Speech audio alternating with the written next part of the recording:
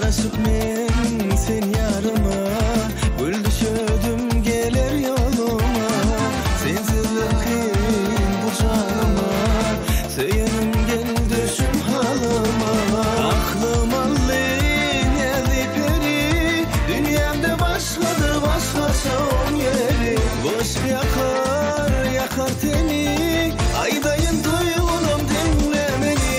Dinle söyünüm sana sözlem var, dinle söygülüm saklım bırak. Dinle aydayın aşık men zar, beyle aşk oda yakma gel yar. Dinle söyünüm sana sözlem var, dinle söygülüm saklım bırak. Dinle aydayın aşık men